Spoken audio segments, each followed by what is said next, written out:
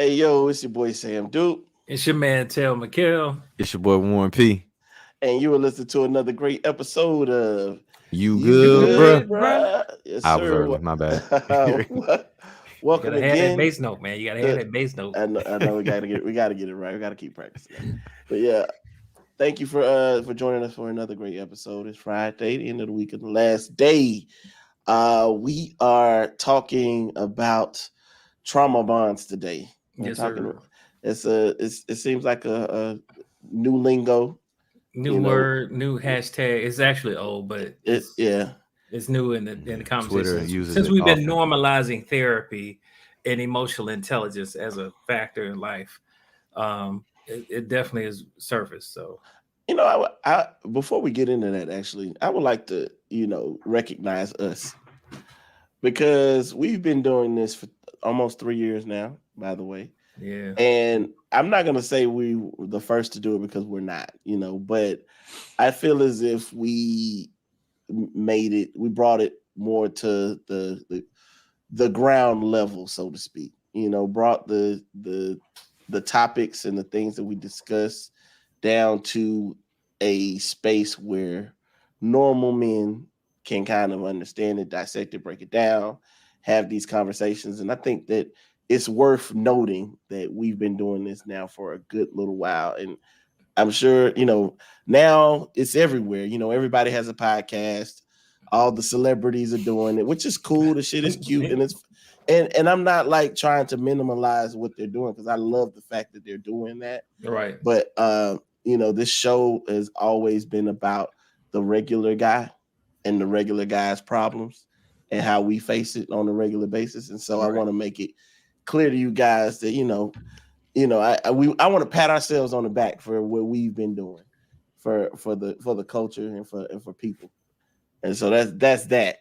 And now that may have been some toxic shit, but Good toxic shit But though. that's it's that's good what time. life is. It's life. Yeah, it's like that may be me being a little toxic, trying to make it clear to you guys that we've been doing this shit before it got popular, and and so yeah, so today we're talking trauma bonds, and trauma bonds are rooted in toxic relationships, and so Right. we've had this conversation about toxic relationships before, but Mikhail sent us a video. Well, I think Mikhail, did you send this video? Or Warren, I did. I Mikhail sent sent it. it. Mikhail sent this video, and it was a very interesting. This woman had a very interesting perspective on what toxic relationships look like, and the question that you can ask to be able to see if there's some toxicity in the relationship. So I wanted to share this with you guys real quick, and give me just a second.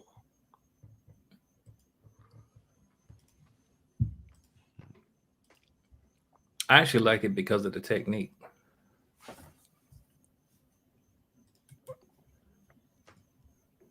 Here we go. In a trauma bonded relationship. So, not the narcissist, but the other person. Okay. And you say to them, why do you love this narcissist? And the answer invariably is, I don't know. It's like it's something. It's like magical, and we sort of have this, like, with this connection, it's like this deep connection, and like I just feel them, and they feel me, and I can't articulate. But when you ask a person in a healthy relationship, if I would ask you that question about Tom, the answers end up becoming very much like, I respect him and he respects me and we have a wonderful time together and we have shared values and I feel safe with this person. Like, they give you concrete stuff. But when someone's like magical, you can't describe it because it's a trauma bonded, sort of confused space. Yes, sir. Mhm. I know, right? She really just preached some really interesting stuff to us just now. I started thinking instantly about like some of my past relationships, about like the ones that were super passionate but made no damn sense whatsoever. You Looking get back, right? looking back, like it's just like, yo, this shit didn't make sense. Like, but when it came to like what we were dealing with, it was like super passionate. Yeah. There was a lot of emotion there. Yeah. There was a lot of, there was a lot of feeling, but not a whole lot of like foundation. Yeah. I think that's the best way to put it. But And go ahead. go ahead. No, go ahead. Nah, because as you were talking, I was just thinking, does that more so have to do with your age at the time, to whereas you weren't able to control your mental as much as Mm, you were your emotional? I wouldn't No, necessarily say that. I think it's obviously if you're younger, you don't really have a lot of the awareness one would and the need to be able tools, to yeah. the tools to say it. But trauma bonds, the difference between a trauma bond and an authentic bond is that the trauma bonds tend to have a fix it feel to it. Historically, we used to call them codependent relationships. But in this instance, it's yours is built around incidents in relation to relationships. That's why it's a trauma. Like Yeah. if you've had a tremendous tear in a relationship, and then going forward, you make sure you overcompensate for something, and then that creates a space where you feel like you're doing more in the relationship than they're doing. So therefore, that's starting to create the codependency, the criticism, the back and forth, and then the other person, because they may have had a lacking area or area they feel like we're lacking, they would make excuses for the other person. Oh well, they've been through a lot, and Yeah. that's why Mm. so that's the trauma bond. Like it's just that type of the I'm gonna give you connection. a really good example.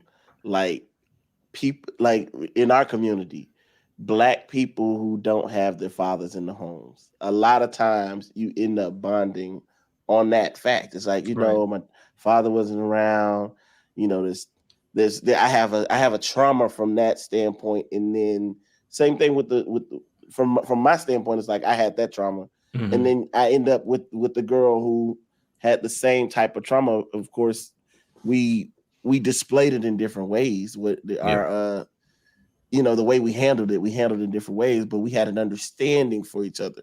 There are things you let slide because it's like, oh, he don't know how to handle certain situations, and I understand that. Only I get that. You get what I'm Right. saying? Only I understand him. When he gets angry the way he gets angry, I know why he's angry, and I kind of learn how to navigate around that, not understanding that that's toxic as fuck. You get what I'm saying? All right.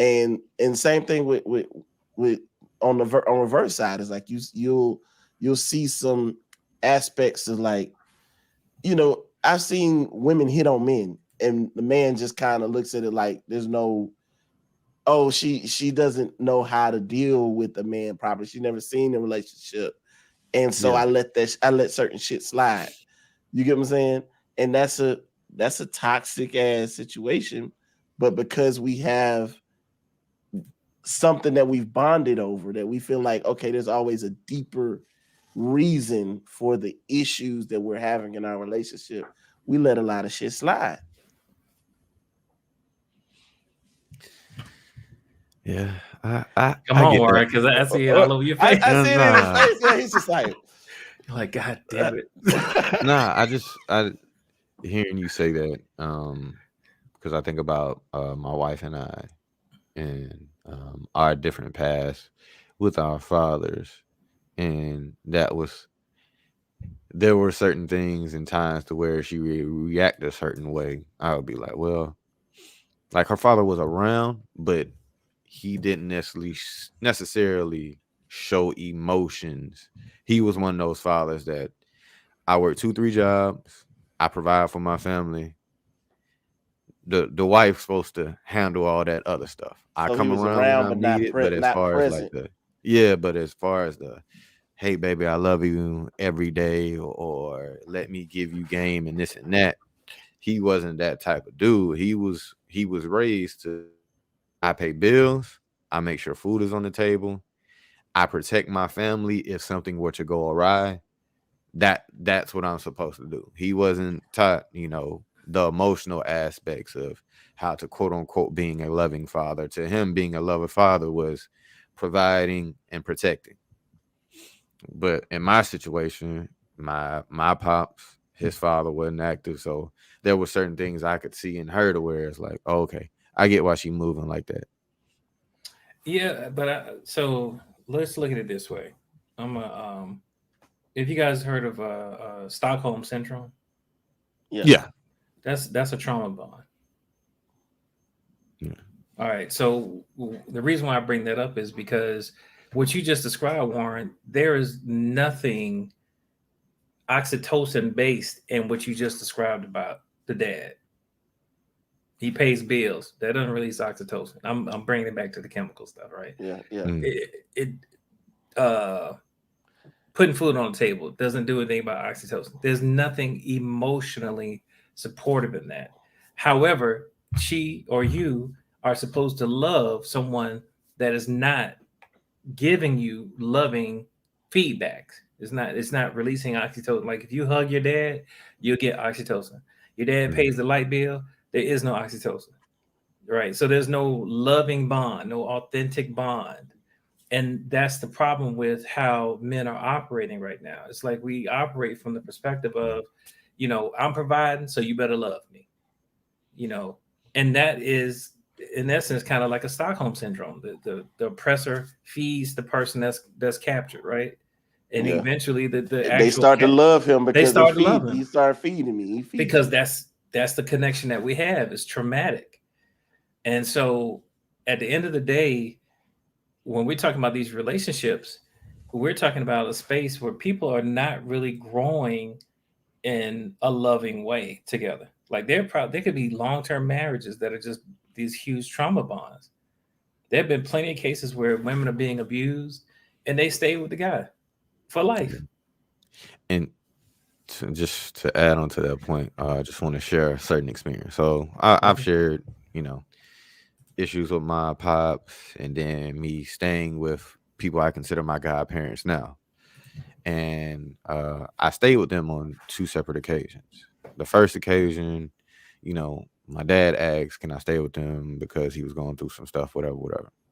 So stayed there, loving family. Like I love these people, die, kill for them still, whatever they needed of me, I would do for them. I talk to them more than I talk to my own dad.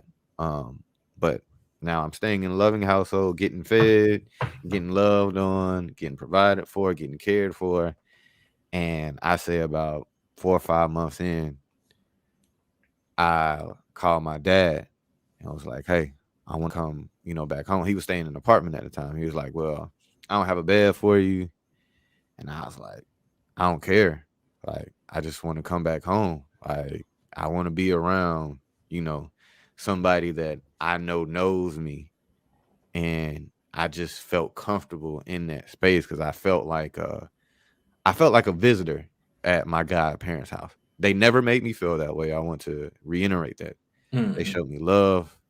They've always made me feel as if I was, their second son.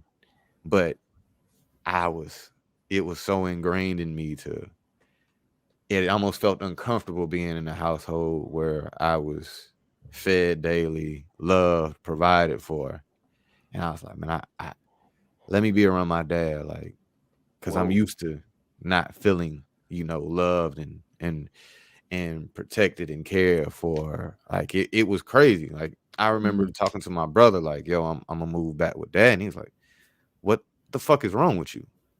Like you in a good place. Like these people love you. I was like, man, it just ain't the same, man. Like I'm used to this. Like I want to be around somebody that really knows me, that and I care for my father. Like as bad as he treated me growing up, I felt like I had to be there to protect him from himself.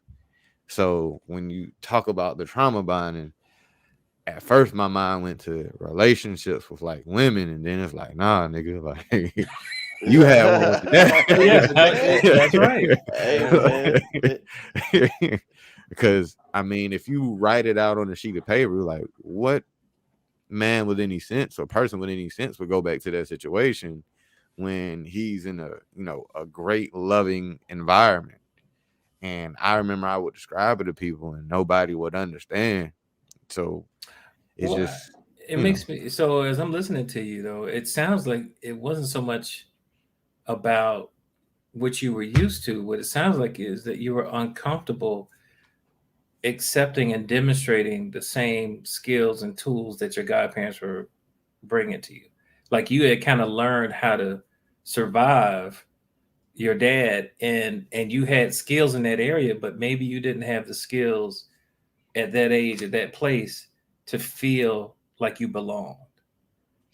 No, I mean, I think that is correct because as I get older, I have shared with people that I felt I didn't deserve to be in that house. Like the way they loved and cared for me after getting beaten down so much Right. physically and emotionally. Like you in a spot to whereas I used to joke. It's like, man, it's like a person coming out of abusive relationship and then they get like the best person in the world and they self-sabotage because in their mind it's just like, I don't That's deserve true. this Yeah. shit. Right. And they don't know how to receive it, to be frank. Yeah. So I'm Man, glad you said that shit. Me too. I'm glad he said, especially the self-sabotage part. Yeah. Because I feel as if people that come out of relationships, because I mean, in essence, it's almost like coming out of one relationship going into another relationship, right? Yeah. And there are people that come out of toxic situations that go into what you would consider better situations, and then they feel as if they're undeserving of that better situation. Like they feel like they're undeserving of the love and the care that their new boyfriend is giving them or their new fiance, whatever the case may be. And then they end up doing things to sabotage that situation. I've seen that countless of times, and you speak to them and you ask them like, why would you do XYZ? Why would you go about this in this manner? And a lot of times they can't even articulate to you the reasoning behind why, but it's the feeling of the undeserving. You feel it's the feeling of, I've been treated like this for this long, and so why should I be treated better? Like what have I done to be loved in this way, right? Because it's like after you've been treated a certain way by somebody like your father, that's somebody that you love, you care for, that's somebody you feel like should care for you. Then you go to someone else and they're not your father, and you're like, why are y'all doing all of this for me? Like it's a feeling of what like, you want. yeah, like what do you like you on edge. what are you gonna get from me? It's like you think about or the foot's gonna drop. What's that movie with the boy that was the football player? It was a Michael Orr. Yeah, it was Michael Orr, but I can't remember the name of it. Blindside. Blindside. He kind of had that same type of vibe to it. It's like, yo, why are y'all doing this? Why y'all being so nice to me? Of course he had his football benefits or whatever case may be, but still, like taking care of some child that's not your own for an extended period of time is not the easiest thing to do. Right. Regardless of what you felt like it was an investment or not. And I think it could cause the individual to feel a level of guilt. It's like, oh, I'm a burden on these people, or I'm, oh man, like you feel like you do, but the reality is the whole time you was worthy. The whole time you were worthy of that love, that affection. You were worthy of that feeling that you were getting from these people. And I think if you look at it from a parent-child relationship, a regular like loving relationship, it's the same thing. You're worthy of that regardless. Right. I've actually heard men say that they didn't deserve their wives. Like, I don't know what I did to deserve you, but I'm glad that, God saw it. Like I appreciate the appreciation, but I think everybody deserves love. Like at least, when you walk into the world, like your parents had you. You didn't choose to be here. And I think everybody deserves love from that point. And from that point. And if you don't get that love, then it translates to how you are as an adult, whether you are stepping out on them, whether you like it's at some juncture, if you work to fix the deficits in your skill sets and relationships, you should be appreciative of the fact that you had those experiences to make you appreciate that woman. But you definitely deserve to be happy. I, I think a lot of times when you hear men say that, it's probably because of what they've done to that woman. Well, That I think that's from my standpoint when I think about like what my what I put my wife through. I'm like, sometimes I feel a little lucky. You know what I'm well, saying? did you I, put I, it through it, or did she decide to go through it? Yeah, I agree. She does have her The accountability in accountability, like that's my it. point. Like Yeah, if the authentic bonds, just to kind of keep the theme in this space going, is yeah. that each party has accountability for the relationship, in yeah, the bad and the good. You know, I teach what I call 360 forgiveness, or it's radical forgiveness. Is like, you know, it's not so much that you forgive the man for cheating, but if you continue a relationship, you got to forgive yourself for participating in that space, mm, for ignoring the signs, for, you know, maybe you did demean him, you know, like whatever Uh, part you could identify that you played in creating an environment where you could be hurt. You know, like if I went and played in an alligator pit, you know, you get bit. yeah, I get I You got to have take to. my part of getting in the alligator pit. It yeah, ain't all the alligator. It ain't all the yeah. alligator, and that's what it boils down to. But that 360 forgiveness to me helps you move past that hurt and get out of the trauma space and go and then continue to grow with that person Yeah. if you choose to stay with them. But that's the problem that trauma bond creates. It creates a cycle of you trying to, you know, fix your childhood traumas, translate it to adult behaviors. Then the adult behaviors become the trauma, and it's just this vicious cycle. Let let me ask y'all a question since we're kind of talking about this and in the theme of what she was discussing from the standpoint of the difference between a toxic relationship versus a more uh Authentic. authentic relationship.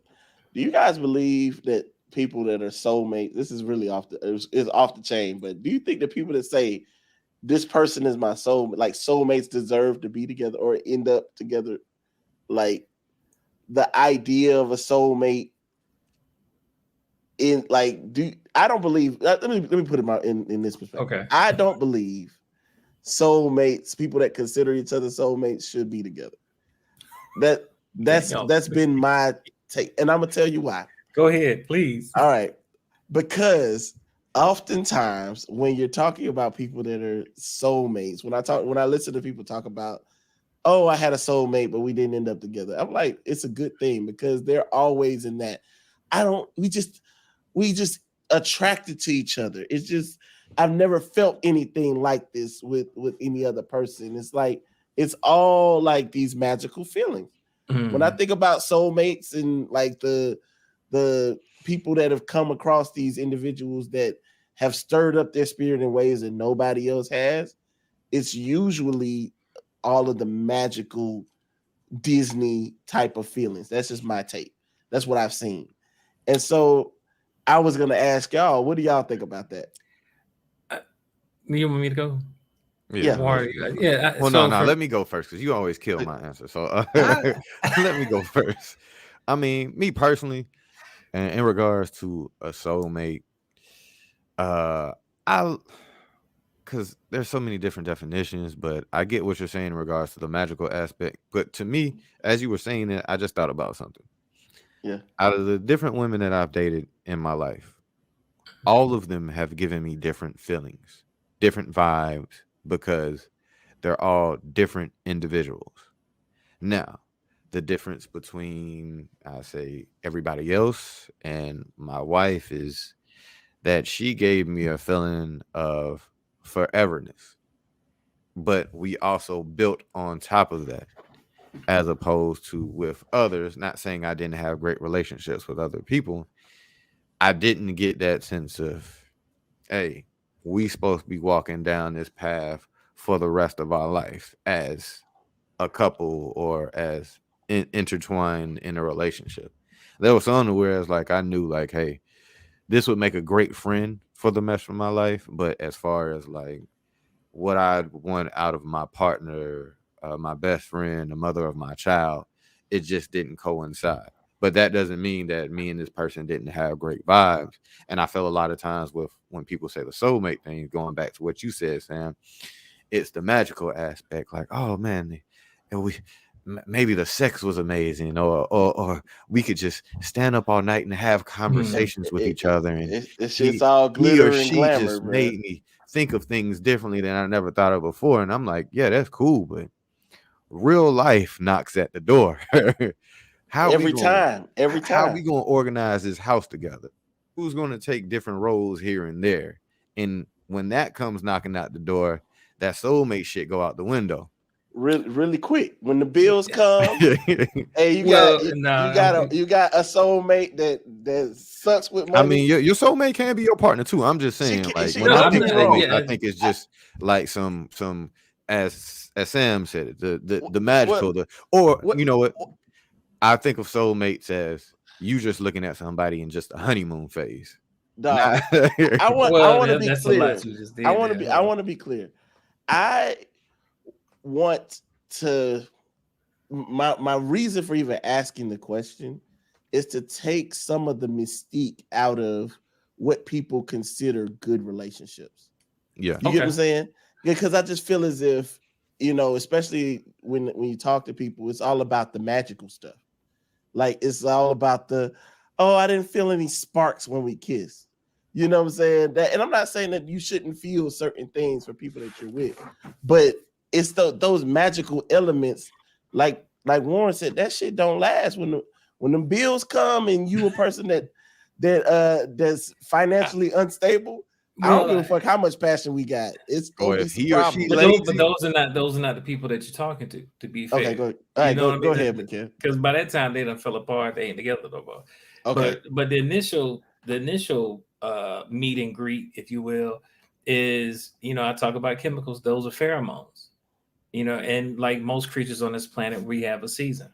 You know, and in certain seasons, we, you know, are more attracted or more attractive to the opposite sex or to whoever that the interested group is. And that's a pheromone signature. That's just what it is. You had this uncanny attraction to this person. Like, damn, I've been thinking about them. It's because you picked up the pheromones. They've triggered a core memory for you, and you're focused on them. And that focus can continue, and you can enjoy that relationship for the rest of your life. You can. But the initial attraction and bond came out of that soulmate connection. Like, I don't know what it is about them. Yeah, they've triggered something for you. And from that point, if they don't have authentic, you know, concrete reasons to be together, they will fall apart when the bills come. You feel me? So they coming. Well, they're there. Hell, they ain't went nowhere. You paid bills during the honeymoon period, you know. But it was just a series of, you know, your representative being present versus your true self. You know, I saw a reel on Instagram where this lady was like, she started out in lingerie, cooking, and all this, and it said what he thought it was going to be like when he moved in, and then it was versus what he got, which was the bonnet, her eating popcorn, and like, what you looking at, motherfucker? Hey, you know, it was just like, and look, all the magical feelings, all that magic, all the pheromone, all that shit you was talking about. It's a wrap. It's a different ball game at that point. You gonna need some other shit. So what I think these soulmates that you're talking about have in common is a mutual respect. They may enjoy certain things. They may have just the core things that people in relationships should have. And mind you, we focused on romantic relationships, but this is a question about friendships. Oh, and Warren had mentioned earlier about family. Like, if certain people were not your family members, would you be friends? Could you be friends? Right? Is family the only bond? Right? So when we extend this thinking through all relationships, just relationships at its core, like-mindedness, somebody that you feel like you can trust and have a transparent conversation with. These are features across all relationships that create authentic bonds that are soulmate like. Yeah. You feel me? So I think that there is validity to soulmate Sam, but it's based on your season. If you find somebody and y'all both in season, then guess what? Y'all were meant to be together. I hear you, Mikhail. I just I guess I'm going based on my experiences when I talk to people, and I've just noticed. I'm like, dude, like I just don't understand why it can't work out. If it's And magical. I always say because you in a fucking fairy tale land. What I'm like, saying, if it's magical, it won't have those features of authentic bond. So yeah, like I'm gonna pull this up right quick. All right, so you can Google this shit out there, but just so for the sake of what we're talking about, trauma bonding is you try to fix, save, validate my experience. These are features of a trauma bond. Okay. Chaotic and unpredictable roller coaster of emotion. Relationship mirrors the pattern of childhood experiences. Okay. You betray myself and all my needs to receive love. To me, that's a key feature. Yeah, that's and then last but not least, you complete me. All right. The authentic bonding features, you learn, see, and hold space for all of me. This is from the beholder, right?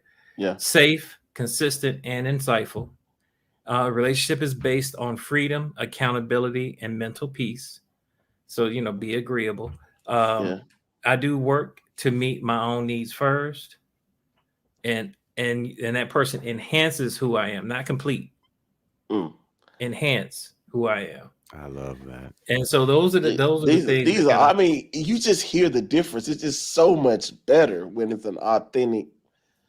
Well, that came from the abusewarrior.com because it can be a lot of emotional abuse in a trauma bonded relationship. Yeah. The high emotion, the lows, the super lows, the super highs, and that sometimes people misconstrue that to be passion, and it's really.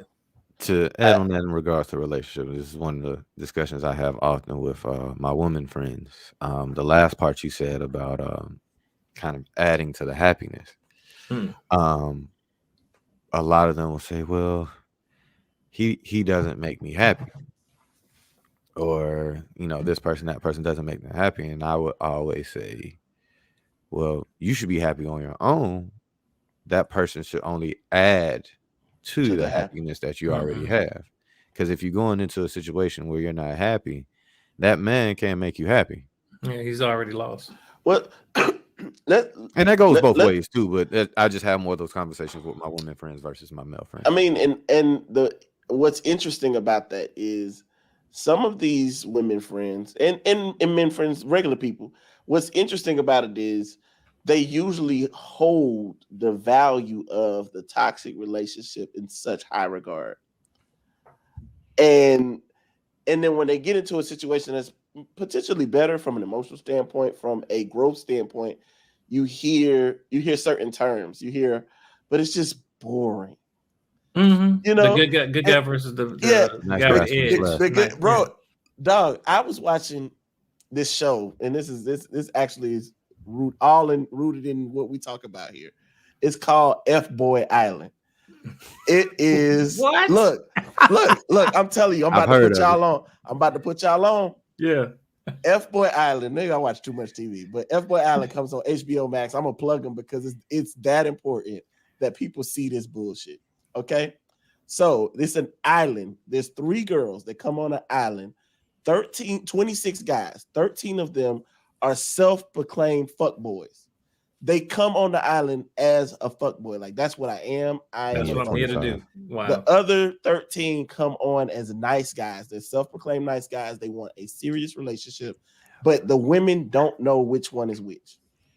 And the goal of the show is at the end to see if women really like fuckboys or whether or not they really like nice guys. Mm-hmm. These women come on with the same sob story. I've been hurt so many times by these fuckboys. And yada yada yada. And what happens is at the end of the show, if the woman chooses a fuckboy, there's $100,000 on the line, by the way. If the woman chooses a fuckboy, then he gets to choose whether or not he wants to split the $100,000 with her or take the whole $100,000 and go. the fuck boy. What you think he gonna do? And then on the other side of it, if you go with a nice guy, y'all automatically split the money, y'all together, y'all go on to the sunset, whatever the case may be. So the whole entire game, the fuck boy is pretending to be a nice guy so that he can, get with the girl. There's a point in time in the game where the girls find out who are the fuck boys and who are the nice guys. Like probably like in the week 6 of the 10 weeks, they find out who are the fuck boys and who are the nice guys. As they're eliminating guys, they find out what they are as they eliminate them. Of course, the nice guys are getting eliminated left and right. Lining them up. Left and right. It's been 2 seasons at this point, okay? Usually there's only like one nice guy left and everybody else is fuck boys. You hear me? And it's just an interesting experiment to see that these women or just people who have gone through trauma, they instantly bond with the fuckboys. And for me, Mikhail, I sit and watch the show and I can point out fuckboy after fuckboy. It's so easy. They barely had to open their mouth. It's so easy based on the way they dress, the way they move, how they're interacting with the woman. You can point them out. And for the women are sitting there pretending that they don't know who the fuck boys are, who the nice guys are. And I'm like, you like fuck boys. So all the niggas you like are fuck boys, and all the ones you sending home are the nice guys. And it's just interesting to see that dynamic play out, even with $100,000 on the line, Mikhail. They still can't get it. They still are getting fucked. One girl actually got fucked over. Her fuck boy. Yeah. She knew he was a fuck boy. He had a girlfriend at home. She saw his social media. He was able to convince her ass that him and his girl had broken up. All of that, right? At the end, he got chosen. He was like, "I'm taking all $100,000 piece, bitch." Spending 10 on my chick too, bruh. But what I'm saying is, you could be that. You hold that trauma in such high regard that even in the space where I'm gonna give you $100,000 to find a nice guy, you go pick a fuckboy. They betray, like I said, in the symptoms of it is they betray themselves all in the need to receive love. And the problem is that they don't know what real love is. You know what I mean? Like, to go to Warren's example, is like he had a situation where it was real love, but it was uncomfortable for him. So he didn't even recognize it. It was just a foreign place to him. And that's what I'm saying. It's almost like if you drop me in the middle of, I don't know, Buenos Aires, right? I don't speak any kind of Spanish worth a damn. In about 6 months, if I can't get out of there, because I'm gonna be trying to get out of there, right? The people from Buenos Aires could be the nicest people. The women could be beautiful and caring, and they just all over me and stuff. But I don't speak the language. I got to get the fuck out of here. I don't understand what he's saying. I don't understand what she's saying. I'm not comfortable. Thank you for the burrito. I don't even know if they have burrito, but you know what I mean. Like, it's just like trying to get us canceled. But my point is like, I don't know anything about Buenos Aires.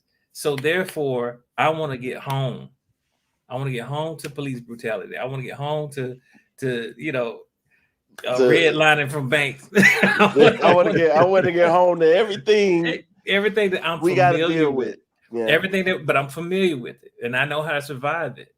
But all I really have to do is learn the language, and that's how you kind of that's how you come out of the trauma bond. You learn what love really is by notating. Do we have concrete connections, or is it magical, like you said? Yeah.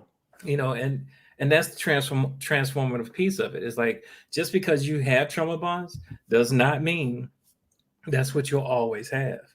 But you got to take the steps to learn more about it. It's beyond just knowing how you feel. You got to know if what you feel is fact. Like, is it really something that is healthy that's going on? Mutual respect, like-mindedness. These are things that translate across all relationships. Yeah. Not just love. I mean, not just romantic. So if you got friends that the only reason y'all get together because y'all like to cut the food and y'all really ain't got no other connection, that's not Yeah, a they're close probably friend. blinded by trauma. You Yeah, trauma bonding. I mean, casual friend, acquaintance at best. If you and I like football and we go to the football game, I'm not inviting you to my kid's birthday party. it ain't the same thing. It ain't the same. So Yeah, you need to evaluate your circles. See if these are people that should be around your family or should they just be where they are. You know what I mean? And decide then. But if y'all don't have I, anything else in common, I like how you brought it in through the friendship piece. I think we conquered the relationship piece and mhm. the family piece, but the friendship piece is a big deal as well. You Yeah, know, it'll kill and you. you're right. If all you do is go out and drink with your friends, you're gonna end up y'all all gonna end up doing the same thing. Dumb But shit. to that though, I do feel sometimes you need a friend that you can just cut up with. Like Well, that'll be now don't get me wrong, it'd be great to have a friend and I have friends I can do all those things with, but at the same time, like, when my earlier days, like, yeah, you got a cat you just turn up with, y'all go out there, get lit, chase, women, I stuff mean, like that. so we're If not. that's what you want, or Yeah, I whether ain't it's talking about not even running in the chasing field. women, I'm maybe talking it's just about a friend y'all just it's just strictly business. Like y'all go out here, y'all discuss business details, getting bread, stuff like that. listen. I'm not saying disassociate from friends. I'm saying know what kind of friend you have. Okay, yeah, So Yeah. there's acquaintance, there's casual, there's close, and there's intimate. The problem that I see with men is that we tend to make the men that we run with intimate, but they are not really deserve it. Like I don't abuse women. I never have, never. That's not my. I don't physically abuse women, right? If I know somebody's out there and is cool with putting his hands on women, I'm not gonna have an intimate relationship with that person. But there are people out there now that will do that shit and be screaming gang gang. But really, you cool with that shit? But because of the trauma bond, I'm gonna stick it out with him because these streets ain't loyal, and he loyal. Yep. He's my yeah, boy. He's He's my my boy. boy. I know well he can't that's beat his my business. ass, so I'm not worried about it. Yeah, It'll be your business if you. That's my point. Like Yeah. all the yeah, things that intimate friends do become your business. They know your secrets, you know theirs. Their lives can bleed over, so you have to be mindful of who you put in a circle of intimate friends. You need to be like-minded, same values, that type of stuff, so that you can have a better quality of life. Everybody don't deserve to be an intimate friend, and don't be a friend. Don't be offended if you're not somebody's intimate friend. That's trauma bond. yeah. That's a codependency. Like, oh, I thought I was your best friend. Sit your ass down somewhere. Like Like, it's come it's on, it's bro. okay, man. It's I cool. promise you're gonna be all right. You're gonna be all right. Find some friends that want to be friends with you the same way you want to be friends Yeah. with them, and it's Right. okay. You'll be fine.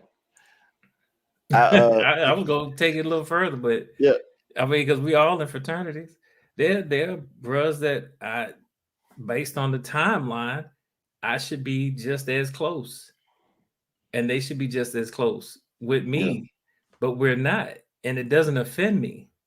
It may offend others, but understand that when you get into the folds and you start talking and interacting with people, you find out what you really do have in common and what you don't. Like I love all my friends. Like I don't have no problem with that. I'm a man of my word on top of that. But some of them will be closer to me than others, just based on our values. I'm gonna have to cut your knowledge right there, brother. Because I want to say this for anybody that's newly minted in a fraternity or sorority. Mm. Understand this, and I tell this to every neo. Find you 2 or 3 mentors or people you really rock with, because majority of the motherfuckers in the frat or sorority are selfish, only think about doing things that benefits them. The true reason why we You mean get into community? these organizations, most of them don't uphold those values when it comes to the brotherhood or sisterhood. Don't allow yourself to be hurt by one individual or 2 individuals in your organization and then put that on everybody else. Like, and I know this doesn't necessarily have to do with the topic at hand, but I just wanted to state this for any young brother, young sister. Like, no, find those, you have to seek them, and don't lose trust in your organization because of some bad apples. I hate saying them, like when they say shit about the cops, but seriously, there are good brothers and sisters in every organization that are there for your benefit, and they're the one to see you. Hell, even if you ain't in I the think organization, it does extend, Warren. It does extend into it the does. trauma bond. We're talking about trauma bonds. It's the same thing. It's the same thing. because like I've seen Neos come in and be hurt, like, man, fuck Kappa, all Hold this other on. stuff, and I'm like, nah, bro, like, They holla at me. betrayed themselves in the need to receive love. They put themselves in the presence of members of the organization that are traumatized themselves, that hurt people because they've been hurt. And the Neo is presenting themselves to their situation because they need to receive love. They need to feel like it was worth it. And as you say, they seek. And I would like to counterbalance that with the pro-fights need to make sure they get around those Neos and protect them from those hurt members so that we can have viable lifetime memberships. But that's what I'm saying. Like, knowing what love looks like makes it a lot easier to identify it. Those Neos don't know. They come in and they only have what they see on Instagram or what they see social media. So, or TikTok for now.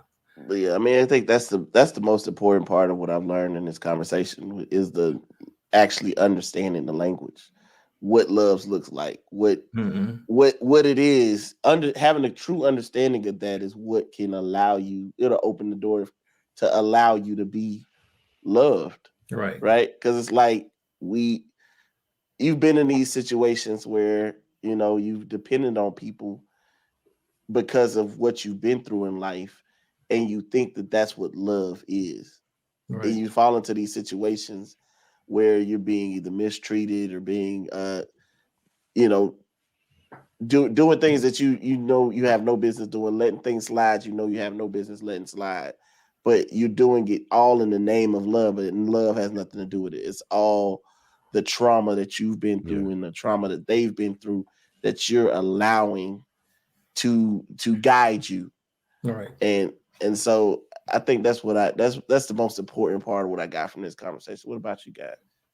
I'm gonna say this, that my metaphor about me being in Buenos Aires, I will say this, that if you sit in an uncomfortable situation that is nothing but love, you'll slowly but surely start to understand the language and speak it, so that those that are communicating with you or talking to you, you can actually communicate back to them and express the appreciation that they deserve for loving you properly. So if you find yourself uncomfortable, like people that go to church, join the church for the first time, if you get into men's ministry and you coming out the street, you ain't gonna be comfortable with a man coming up and hugging you and say, God bless you, brother. Hey, you want to plate the food? You're not gonna be used to that caring.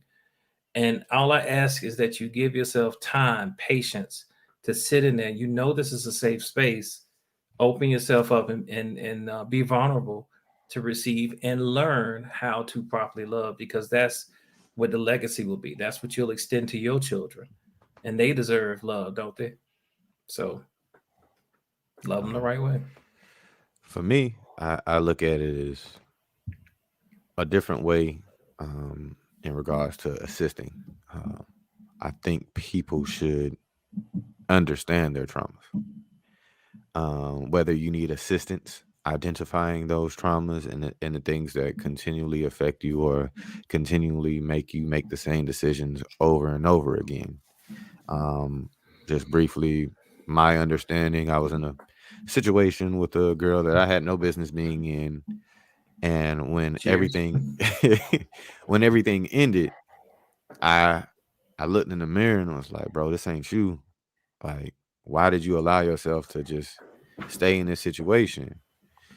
And I had to take accountability for my role in all of that. But I remember calling my father and having like a 2-hour conversation just about things he did to me forgiving him, then getting off the phone with him and forgiving myself for the things that I allowed myself to do in that situation, or things I did, in my lifetime, to whereas, okay, why do I feel like I got to be second rate, or why am I allowing this to happen to me when I know there's better out there? Because I'm one of the few men that can actually say I've been blessed to date a lot of great women.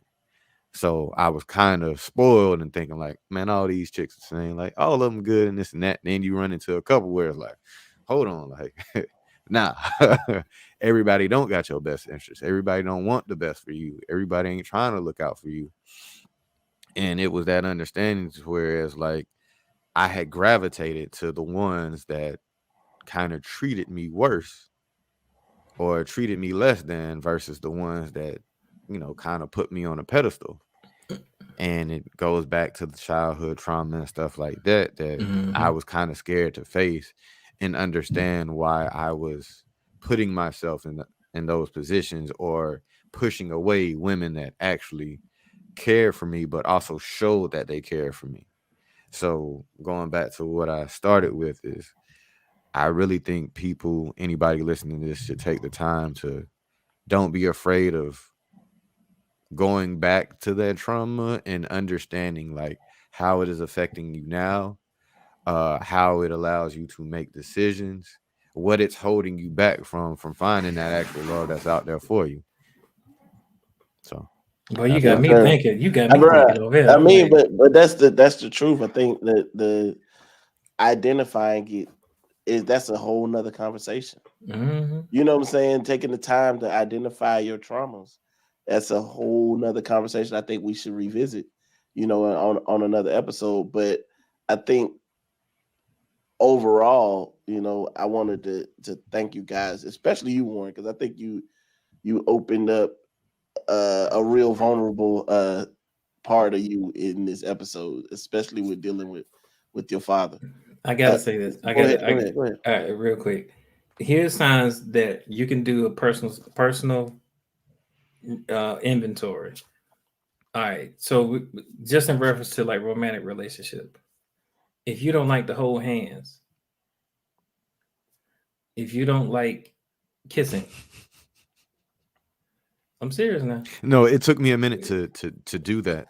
Like If you that's why I'm laughing. if you don't like if you're in an intimate space and you're laying in the bed, if you don't like to spoon or cuddle, these are indicators of you not being able to receive love. Mm. And they come, if you think about it from childhood, like if he said shit. Nah, I mean it, bro. Like just Look, being open. Like I listened to 19 Keys, and he was saying that men, need to start cuddling with their significant others just to show them protection, a better sense of protection. Your kids, you And need to and, hold your kids. and Like you should be able to hug your yeah, sons. I had to And apologize to my wife because I've never been like the cuddling type my whole life. And hearing him say that, I never thought about it in that aspect. And then hearing you say that, it's like, damn, like that's two people that I respect and listen to say that within the past 2 months. And I am in the process of like doing it more and more because for me, like I said, got a lot of shit that I had to overcome and still learning to this day, which I don't have a problem with. but So sorry to cut it you just out, came. my No, brother. no, you ain't get out. That's that's what. real, Mikhail. I think overall, man, this was a real good conversation. I think that if you out there listening, really, really take an inventory of what Miguel just said. Like take inventory of, because being loved, you got to be able to give it too. To see whether or not you be able to receive love, you have to see whether or not you're able to give it. Yep. And so with that being said, man, for more conversations like these, we enjoy having these type of conversations. Interact with us, send us messages. We love to hear your feedback. This is, we're Yuga Burr Podcast on Facebook, Instagram, and YouTube, and now more so on YouTube, and it's Yuga Burr Pod on Twitter. We will be streaming this episode later on this weekend. It's your boy Sam Duke, and I'm good. It's your man Tel McKell, and I'm good. It's your boy Warren P, and I'm good. All right, and just And like we that, out. we go.